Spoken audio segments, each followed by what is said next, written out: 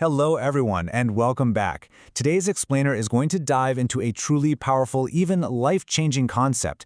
Every single day we turn on the news and we see protests happening all around the world. We see people, rightfully so, protesting against governments, massive organizations, deep-rooted injustice and corruption. But today we're going to explore something a bit different.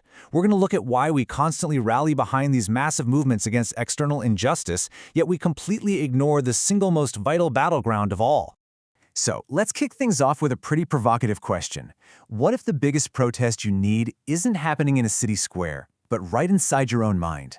What if your absolute greatest enemy isn't another person or a corrupt politician or some flawed system, but actually your very own habits? Just imagine for a second if millions of people started aggressively protesting against their own weaknesses before they ever pointed a finger at someone else. The world would literally change overnight. Let's unpack exactly why that is. It's honestly fascinating to contrast the external battles we are so incredibly eager to fight with the internal weaknesses we constantly give a free pass to. Look, people protest because they want change, right?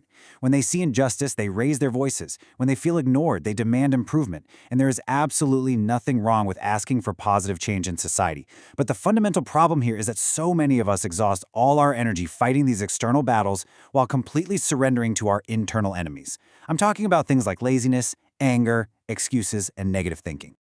To really wrap our heads around this, we have to look at the daily hypocrisies we all participate in. We loudly, passionately demand honesty from others. We want transparent politicians, honest leaders, and truthful organizations. Yet at the exact same time, we're totally comfortable lying to ourselves. We lie about the effort we're putting in, we lie about our shortcomings, and we make up stories about why we haven't achieved our goals. We demand this absolute truth from the world while actively hiding from the truth in the mirror. And you'll see this exact same hypocrisy when it comes to personal discipline. We demand order from society. We expect trains to run on time, systems to function perfectly, and everyone else to do their jobs flawlessly.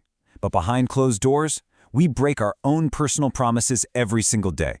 We say we're going to wake up early, but we smash the snooze button.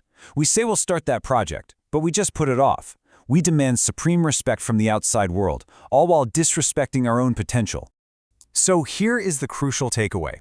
Our biggest threats do not live in a corporate headquarters or a government building. They live inside us. Just think about it for a second. Countless dreams are crushed by silent internal enemies. It's the sudden flashes of anger, the endless loops of overthinking, the toxic trap of comparing ourselves to others, and the paralyzing fear we just allow to thrive. We procrastinate on our biggest goals, letting laziness quietly steal away our potential. Society isn't destroying our dreams. These internal enemies are. Let's just be brutally honest for a minute. No government has ever forced us to waste 3 hours mindlessly scrolling on our phones looking at cat videos.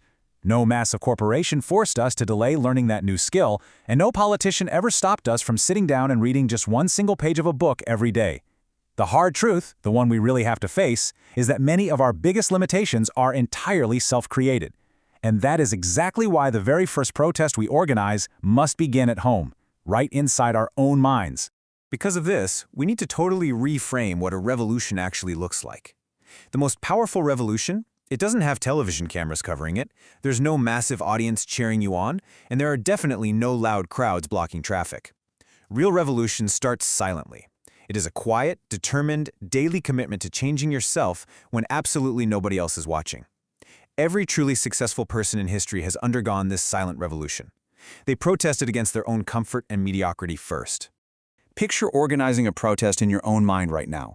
Instead of grabbing a cardboard sign and shouting slogans in the street, you forcefully shout these demands against your own comfort zone. Enough procrastination, enough excuses, enough negative self-talk, enough wasting time, enough comparing my life to a curated feed, and enough blaming luck for my current situation.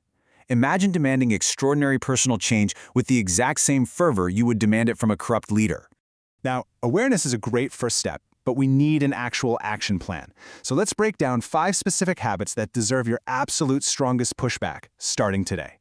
First up, you must protest against laziness. And the best weapon you can use against laziness is the single penetrating question that you have to ask yourself every single day. Am I becoming better today?